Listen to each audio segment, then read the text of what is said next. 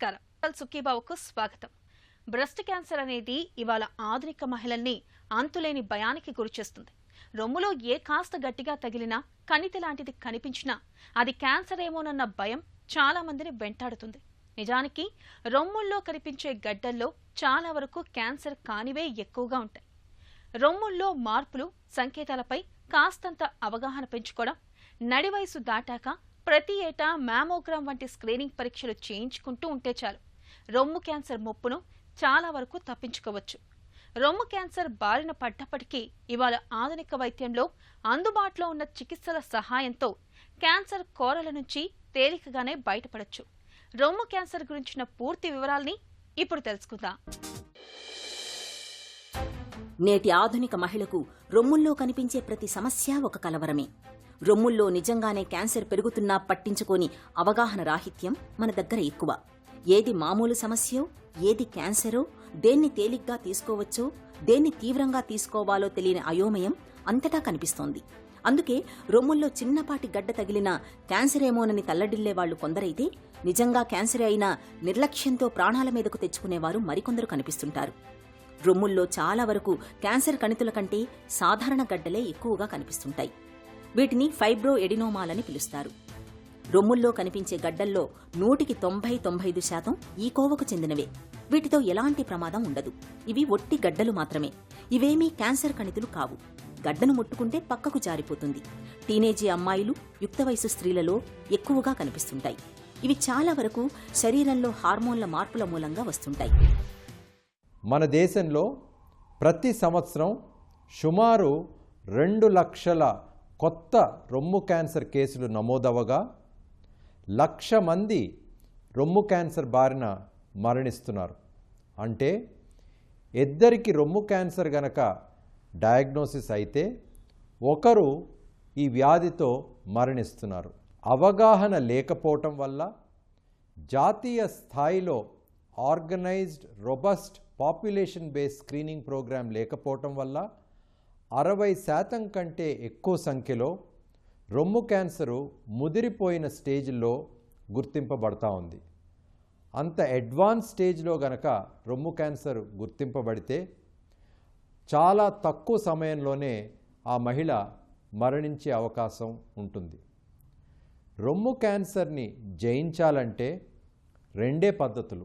ఒకటి, ప్రతి మహిళ తమ రొమ్ముల యందు అవగాహన ఉండి ఏమైనా కొత్త మార్పులుంటే నిర్లక్ష్యం చేయకుండా వెంటనే డాక్టర్ని సంప్రదించాలి. రెండవది, 40 సంవత్సరాలు దాటిన ప్రతి మహిళ ప్రతి సంవత్సరం స్క్రీనింగ్ మ్యామోగ్రామ్ పరీక్షలు చేయించుకోవాలి. ఈ 2 పద్ధతుల ద్వారా రొమ్ము క్యాన్సర్ని చాలా తొలి దశలో గుర్తించవచ్చు. ఎంత తొలి దశలో అంటే మహిళ కానీ డాక్టర్ కానీ ఫీల్ అవ్వకుండా ఉండే స్టేజ్లో చాలా తొలి దశలో రొమ్ము క్యాన్సర్ని గుర్తించవచ్చు. అంత తొలి దశలో గనక రొమ్ము క్యాన్సర్ని గుర్తిస్తే రొమ్ముని తొలగించాల్సిన అవసరం లేకుండా, ఒకవేళ హార్మోన్ రిసెప్టార్ పాజిటివ్ క్యాన్సర్ కనుక ఉంటే కీమోథెరపీ కూడా ఇవ్వాల్సిన అవసరం లేకుండా సులువుగా ట్రీట్మెంట్ చేయించుకోవటంతో పాటు చాలా కాలం వారికి ఏ రకమైన ఇబ్బంది లేకుండా సుఖంగా సంతోషంగా ఉండగలరు. రొమ్ము క్యాన్సర్ సాధారణంగా ఇది క్షీరగ్రంథుల్లో కానీ వాటికున్న నాళాల్లో కానీ వస్తుంటుంది. రొమ్ముల్లో ఒక ఆకృతి అంటూ లేకుండా గట్టిగడ్డలు కనిపిస్తున్నా, స్థనాల పరిమాణంలో కానీ ఆకృతిలో కానీ ఉన్నట్టుండి మార్పులు కనిపించినా, చనుమొనల నుంచి రక్తం కారుతున్నా, రొమ్ముల మీది చర్మం పండు నారింజ రంగులోకి మారినా, చంకలోని లింఫ్ గ్రంథుల్లో గడ్డలు ఏర్పడినా ఇవన్నీ రొమ్ములో క్యాన్సర్ను పట్టి చెప్పే అనుమానిత లక్షణాలే. ఋతుచక్రం చాలా ముందుగానే మొదలై ఎక్కువ కాలం కొనసాగడం, 30 ఏళ్ల తర్వాత పిల్లల్ని కనడం, బిడ్డకు పాలివ్వకపోవడం, 10 ఏళ్లకు మించి గర్భనిరోధక మాత్రల్ని వాడటం, అధిక బరువు, స్థూలకాయం, ధూమపానం, మద్యపానం వంటి అలవాట్లు ఇవన్నీ రొమ్ముల్లో క్యాన్సర్ను తెచ్చిపెట్టే ప్రేరేపకాలే. రొమ్ములో ఎసెన్షియల్గా కొవ్వు, క్షీర నలాలు, క్షీర గ్రంథులు ఉంటాయి. క్షీర నలాల్లో వచ్చే క్యాన్సర్ని డక్టల్ కార్సినోమా అంటారు. క్షీర గ్రంథుల్లో వచ్చే క్యాన్సర్ని లాబ్యులర్ కార్సినోమా అంటారు. సర్వసాధారణంగా చాలామందికి వచ్చేది డక్టల్ కార్సినోమా.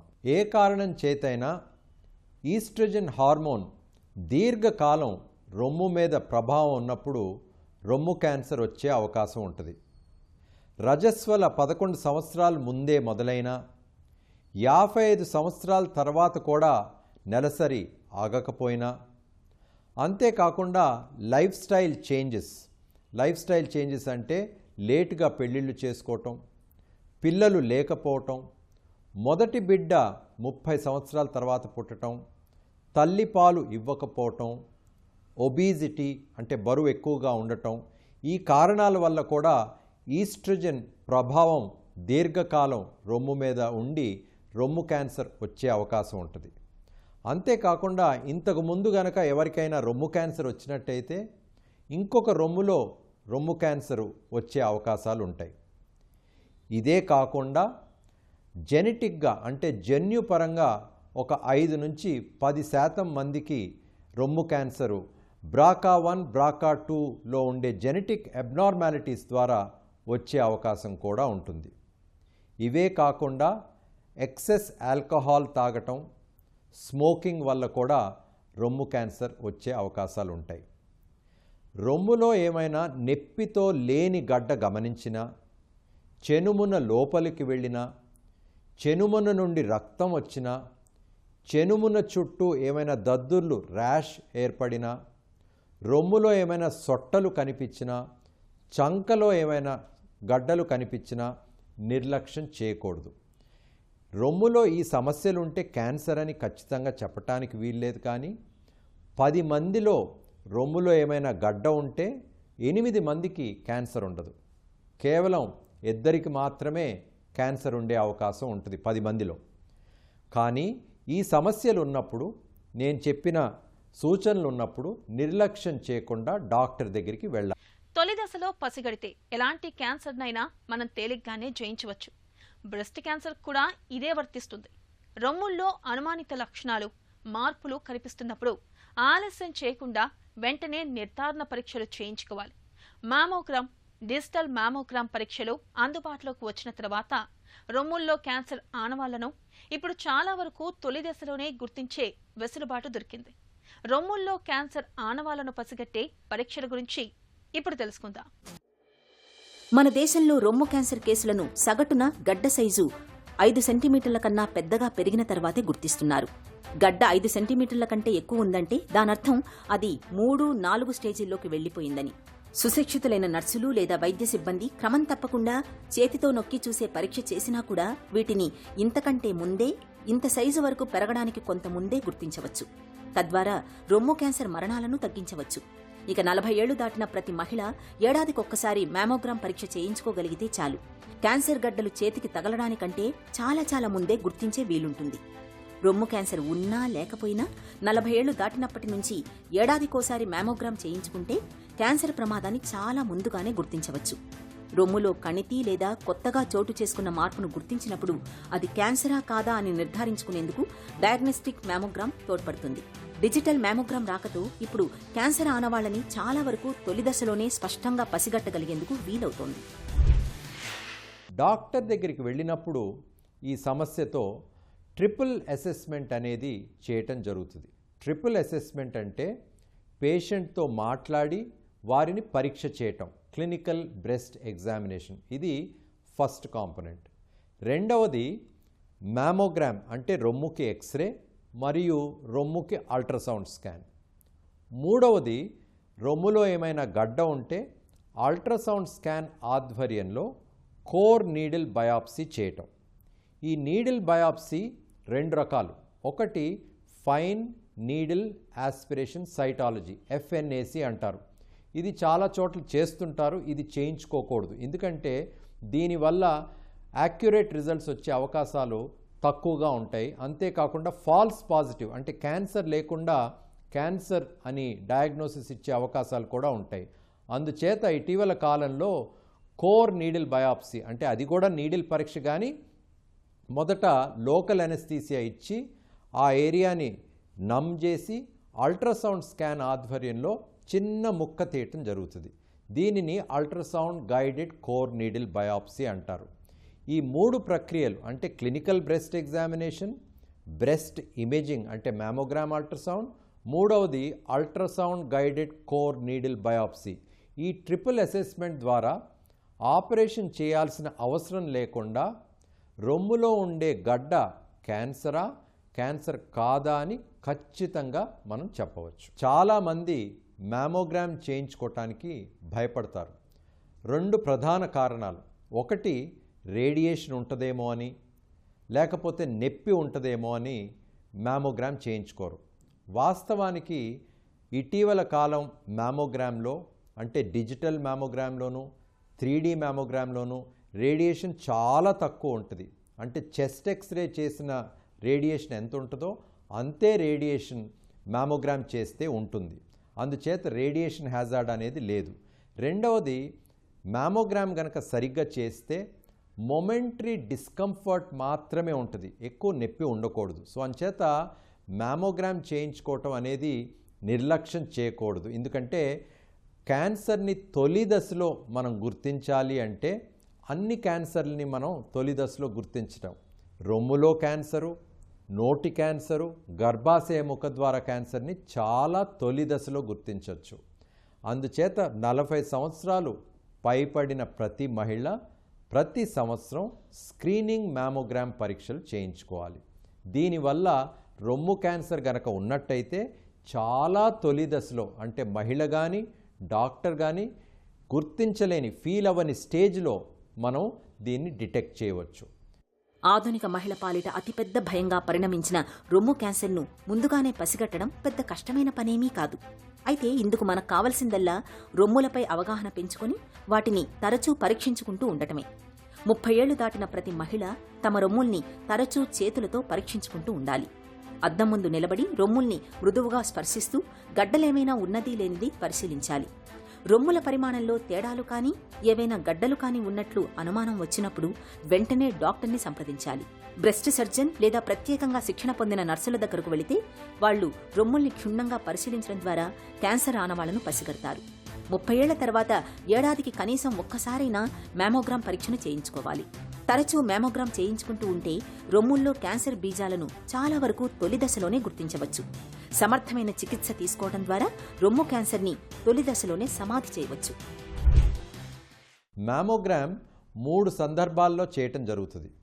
ఒకటి స్క్రీనింగ్ కోసం, అంటే 40 సంవత్సరాలు పైబడిన ప్రతి మహిళ ప్రతి సంవత్సరం రొమ్ముకి ఎక్స్రే చేయించుకోవటం, దీన్ని స్క్రీనింగ్ మ్యామోగ్రామ్ అంటారు. రెండవది, మహిళకి ఏమైనా రొమ్ములో సమస్య ఉంటే ఆ సమస్య ఏంటని ఆ సమస్య గురించి తెలుసుకోవటం కోసం డయాగ్నాస్టిక్ మ్యామోగ్రామ్ అనేది ట్రిపుల్ అసెస్మెంట్లో భాగంగా చేయటం జరుగుతుంది. మూడవది, రొమ్ము క్యాన్సర్ బారిన పడినవారు ప్రతి సంవత్సరం రెండవ రొమ్ముకి మ్యామోగ్రామ్ చేయటంతో పాటు ఆ ఆపరేషన్ శస్త్రచికిత్స చేసిన రొమ్ములో గనక రొమ్ము అంతా తొలగించకుండా జస్ట్ వైడ్ లోకల్ ఎక్సిషన్ చేసినట్టయితే ఆ పక్క కూడా మ్యామోగ్రామ్ చేయటం జరుగుతుంది. దీనిని సర్వేలెన్స్ మ్యామోగ్రామ్ అంటారు. ఇటీవల కాలంలో 3D మ్యామోగ్రఫీ అనేది ఒక రెవల్యూషనరీ అడ్వాన్స్ అర్లీ డిటెక్షన్లో 3D టెక్నాలజీతో 3 డైమెన్షనల్ వ్యూ ఆఫ్ ద బ్రెస్ట్ని మల్టిపుల్ లో డోస్ ఎక్స్రేస్తో చేయటం జరుగుతుంది. ఈ 3D మ్యామోగ్రఫీ డిజిటల్ మ్యామోగ్రఫీ కంటే సుపీరియర్గా, యాక్యురేట్గా మనం చాలా తొలి దశలో గుర్తించవచ్చు. అంతేకాకుండా మన దేశంలో రొమ్ము క్యాన్సరు ఎక్కువగా 40 నుంచి 50 సంవత్సరాల లోపున్న మహిళలకి ఎక్కువగా డిటెక్ట్ అవ్వబడుతుంది. ఆ ఏజ్లో అంటే యంగ్ ఏజ్లో బ్రెస్ట్ టిష్యూ చాలా డెన్స్గా ఉంటుంది. అందుకని ఆ డెన్స్ టిష్యూ ఉన్నప్పుడు ఆ మ్యామోగ్రామ్ చేసినప్పుడు తెల్లగా కనిపిస్తుంది. క్యాన్సర్ కణితి కూడా తెల్లగా కనిపిస్తుంది. ఈ 3D మ్యామోగ్రఫీ చేసినప్పుడు ఈ డెన్స్ బ్రెస్ట్ టిష్యూ ఉన్నప్పటికీ చాలా యాక్యురేట్గా తొలి దశలో రొమ్ము క్యాన్సర్ని డిటెక్ట్ చేయాలి. రొమ్ము క్యాన్సర్ బారిన పడ్డప్పుడు రొమ్మును పూర్తిగా కోల్పోతామనే భయం చాలా మందిలో కనిపిస్తుంది. అయితే ఇవాళ ఆధునిక వైద్యంలో అందుబాటులోకి వచ్చిన ఆంకోప్లాస్టిక్ సర్జరీలో రొమ్మును పూర్తిగా తొలగించాల్సిన పరిస్థితిని తప్పిస్తున్నాయి. రొమ్మును పునర్నిర్మించే ఆంకోప్లాస్టిక్ సర్జరీలో బ్రెస్ట్ క్యాన్సర్ చికిత్సలో కొత్తగా వచ్చిన మార్పుల గురించి ఇప్పుడు తెలుసుకుందాం. రొమ్ముల్లో క్యాన్సర్ కణితులు పెరుగుతున్నాయని స్క్రీనింగ్ పరీక్షలో తేలినప్పుడు ఆపరేషన్, కీమో, రేడియేషన్, హార్మోన్ థెరపీల వంటి చికిత్స విధానాలపై డాక్టర్లు పేషెంట్కి పూర్తిగా కౌన్సిలింగ్ ఇస్తారు. ఎవరికి ఏ చికిత్స అవసరం అన్నది పూర్తిగా పేషెంట్ శారీరక స్థితిగతులపై ఆధారపడి ఉంటుంది. రొమ్ము క్యాన్సర్ చికిత్సలో భాగంగా ముందుగానే ఆపరేషన్ చేసి క్యాన్సర్ సోకినంత మేరకు కణజాలాన్ని, లింఫ్ గ్రంథుల్ని తొలగిస్తారు. అయితే క్యాన్సర్ కణితి పరిమాణంలో పెద్దగా ఉన్నప్పుడు దాన్ని తగ్గించేందుకు ఆపరేషన్ కంటే ముందుగా కీమో లేదా హార్మోన్ థెరపీ లాంటివి ఇస్తుంటారు. ఒకవేళ క్యాన్సర్ కణితి 4 సెంటీమీటర్ల కన్నా తక్కువగా ఉన్నప్పుడు రొమ్మును పూర్తిగా తీసేయకుండా కోత పెట్టి కణితి ఉన్న భాగంతో పాటు చుట్టూ ఉన్న కణజాలాన్ని కొంతవరకు తీసేస్తారు. ఆ తర్వాత కీమో, రేడియేషన్ థెరపీలు చేయించుకోవాల్సి ఉంటుంది. వీటితో కూడా ఫలితం లేనప్పుడు చివరిగా రొమ్మును పూర్తిగా తొలగించే మాస్టెక్టమీ సర్జరీ చేస్తారు. ఇటీవలి కాలంలో రొమ్ము క్యాన్సర్ చికిత్సల్లో axillary node clearance, sentinel node biopsy వంటి కొత్త తరహా చికిత్సలు అందుబాటులోకి వచ్చాయి. క్యాన్సర్ అని నిర్ధారణ అయ్యాక స్టేజింగ్ అనేది చేయటం జరుగుతుంది. అంటే ఈ క్యాన్సర్ కణితి రొమ్ముకు మాత్రమే ఉన్నదా, రొమ్ము నుంచి చంకలోని లింఫ్ గ్లాండ్స్కి వెళ్ళిందా, లేకపోతే ఇంకెక్కడికైనా శరీరంలో లివర్కి కానీ, ఎముకలకి కానీ, ఊపిరితిత్తులకు కానీ, బ్రెయిన్కి కానీ వెళ్ళిందా లేదా అనేది తెలుసుకోవాలి. ఈ స్టేజింగ్ చేశాక మళ్ళీ ఒక మల్టీ డిసిప్లినరీ టీమ్ అంటే surgeon, radiologist, pathologist, medical oncologist మరియు రేడియేషన్ ఆంకాలజిస్ట్ కూర్చుని ఆ పేషెంట్కి ఉన్న కణితి సైజ్ బట్టి, గ్రేడ్ బట్టి, ఇంకెక్కడికైనా లింఫ్ నోడ్స్కి కానీ ఇంకెక్కడికైనా వెళ్ళిందా లేదా తెలుసుకొని ఆ స్టేజింగ్ వివరాలు తెలుసుకున్నాక ఆ పేషెంట్ ప్రిఫరెన్సెస్ తెలుసుకొని ట్రీట్మెంట్ అనేది డిసైడ్ చేయటం జరుగుతుంది. అంచేత ఈ క్యాన్సర్ చాలా ఇండివిడ్యువలైజ్డ్ ట్రీట్మెంట్ అనేది చేయటం చాలా చాలా ఇంపార్టెంట్. క్యాన్సరు డయాగ్నోసిస్ అయ్యాక ట్రీట్మెంట్ ప్లాన్ చేసిన అనంతరం సాధారణంగా 5 రకాల ట్రీట్మెంట్స్ ఉంటాయి. ఒకటి శస్త్రచికిత్స అంటే రొమ్ముకి శస్త్రచికిత్స. రెండవది కీమోథెరపీ అంటే ఇంట్రావీనస్గా మందులు ఇవ్వటం. మూడవది రేడియోథెరపీ. నాలుగవది హార్మోన్ థెరపీ అంటే టాబ్లెట్ థెరపీ. ఐదవది టార్గెటెడ్ థెరపీ. రొమ్ములో శస్త్రచికిత్స 2 భాగాలుగా మనం మాట్లాడుకోవచ్చు. ఒకటి రొమ్ముకి సంబంధించిన శస్త్రచికిత్స, రెండవది రొమ్ము దగ్గర ఉన్న చంకలో లింఫ్ గ్లాండ్స్కి సంబంధించిన శస్త్రచికిత్స. రొమ్ములో 2 ఆప్షన్స్ ఉంటాయి. ఒకటి వైడ్ లోకల్ ఎక్సిషన్ అంటే క్యాన్సర్ కణితిని, దాని చుట్టూ ఉండే నార్మల్ టిష్యూని తీయటాన్ని వైడ్ లోకల్ ఎక్సిషన్ అంటారు. ఈ ప్రక్రియ చేసినప్పుడు తప్పనిసరిగా ఆ మహిళకి ఆపరేషన్ అయిపోయిన అనంతరం రేడియోథెరపీ అనేది తీసుకోవాల్సిన అవసరం ఉంటుంది. కొన్ని సందర్భాల్లో వైడ్ లోకల్ ఎక్సిషన్ అనేది చేయలేము. ఎటువంటి సందర్భాలు? మల్టీ సెంట్రిక్ క్యాన్సర్ అంటే క్యాన్సర్ కణితి ఒక దగ్గర కాకుండా రొమ్ములో ఇంకొక భాగంలో కూడా ఉంటే అది ఉన్నప్పుడు రొమ్ముని మొత్తం తొలగించాల్సిన అవసరం ఉంటుంది. అలాగే చెనుమున కింద కొంచెం పెద్దగా గనక క్యాన్సర్ ఉంటే రొమ్ములో వైడ్ లోకల్ ఎక్సిషన్ అనేది చేయలేము. అలాగే ఇంతకు ముందు గనక రొమ్ము క్యాన్సర్ వచ్చి కణితిని తీసినట్లయితే వారికి కూడా మాస్టెక్టమీ అంటే రొమ్ముని తొలగించాల్సిన అవసరం ఉంటుంది. తర్వాత రొమ్ములో శస్త్రచికిత్స భాగంగా ఈ పాజిటివ్ మార్జిన్స్ అంటారు. అంటే క్యాన్సర్ కణితి తీసాక కూడా కొన్ని ఆ మార్జిన్స్లో తీసేసిన మార్జిన్స్లో గనక క్యాన్సర్ సెల్స్ గనక ఉంటే మళ్ళా రీఎక్సిషన్ గనక చేయటం కుదరకపోతే వారిలో కూడా మాస్టెక్టమీ చేస్తారు. అంతేకాకుండా జన్యుపరంగా కొంతమందికి రొమ్ము క్యాన్సర్ వచ్చే అవకాశం ఉంటుంది కాబట్టి BRCA1, BRCA2 అబ్నార్మాలిటీస్ ఉన్న వారిలో కూడా రొమ్ము క్యాన్సర్ రాకముందే ప్రోఫైలాక్టిక్ మాస్టెక్టమీ అంటారు. అంటే రొమ్ము క్యాన్సర్ రాకముందే 2 రొమ్ముల్ని తీసివేయటం. మన దేశంలో రొమ్ము క్యాన్సర్ ఒక పెద్ద మహమ్మారి అయినప్పటికీ ఈ క్యాన్సర్ని మనం చాలా తొలి దశలో గుర్తించవచ్చు. ప్రతి మహిళ తమ రొమ్ముల యందు అవగాహన ఉండి ఏమైనా మార్పులు ఉన్నట్లయితే నిర్లక్ష్యం చేయకుండా వెంటనే స్పెషలిస్ట్ని సంప్రదించాలి. రెండవది 40 సంవత్సరాలు దాటిన ప్రతి మహిళ ప్రతి సంవత్సరం స్క్రీనింగ్ మ్యామోగ్రామ్ పరీక్షలు చేయించుకోవాలి. ఈ 2 పద్ధతుల ద్వారా రొమ్ము క్యాన్సర్ని చాలా తొలి దశలో గుర్తించవచ్చు. రొమ్ము క్యాన్సర్ని తొలి దశలో గుర్తిస్తే మనం రొమ్ము క్యాన్సర్ని జయించవచ్చు. రొమ్ము క్యాన్సర్ వస్తే చికిత్స చేయడం తప్పించి అసలు అది రాకుండా ముందు నుంచే మనం చేయగలిగింది ఏమీ లేదు. కాబట్టి దీని విషయంలో మన చేతుల్లో ఉన్నది 2 పద్ధతులు. ఒకటి, ప్రతి మహిళ తన రొమ్ములపై తాను అవగాహన పెంచుకోవాలి. అవి నెల పొడవునా సాధారణంగా ఏ సమయంలో ఎలా అనిపిస్తాయో అవగాహన పెంచుకోవాలి. అద్దం ముందు నిలబడి తరచుగా పరీక్ష చేసుకోవడం ద్వారా రొమ్ముల్లో మార్పుల్ని తేలికగానే గుర్తించవచ్చు. అయితే క్యాన్సర్ ముప్పును పసిగట్టడానికి స్క్రీనింగ్ పరీక్షలు కూడా బాగా ఉపయుక్తంగా ఉంటాయి. రొమ్ముల్లో అసాధారణమైన మార్పులు కనిపిస్తున్నప్పుడు డాక్టర్ని సంప్రదించి మ్యామోగ్రామ్, డిజిటల్ మ్యామోగ్రామ్ పరీక్షల్ని చేయించుకోవటం మేలు. రొమ్ము క్యాన్సర్ అనేది ఒక పెద్ద అనుమానం, మానసికంగా వేధించే పెద్ద కలవరం. స్క్రీనింగ్ పరీక్ష చేసి క్యాన్సర్ ఏదీ లేదని నిర్ధారించుకుంటే ఆ అనుమానాలు, భయాలు అన్నీ తొలగిపోతాయి. నిశ్చింతగా ఉండొచ్చు. ఒకవేళ పరీక్షల్లో క్యాన్సర్ ఆనవాళ్లున్నాయని గుర్తిస్తే వెంటనే చికిత్స చేయడం ద్వారా మహిళల ఆయుర్దాయాన్ని కాపాడవచ్చు. రొమ్ము క్యాన్సర్ ప్రమాదకరమైందే కావచ్చు, కానీ తొలి దశలోనే క్యాన్సర్ ఆనవాళ్లను పసిగడితే బ్రెస్ట్ క్యాన్సర్ను మనం చాలా వరకు జయించవచ్చు. ఇందుకు మనం రొమ్ములపైన, వాటిలో కనిపించే మార్పులపైన అవగాహన పెంచుకోవాలి. రొమ్ముల్లో అనుమానిత లక్షణాలు ఏవైనా కనిపిస్తున్నప్పుడు ఆలస్యం చేయకుండా మ్యామోగ్రామ్ పరీక్షను చేయించుకోవాలి. ఆరంభ దశలోనే చికిత్స మొదలు పెడితే రొమ్ముల్లో క్యాన్సర్ పూర్తిగా నయమవుతుంది.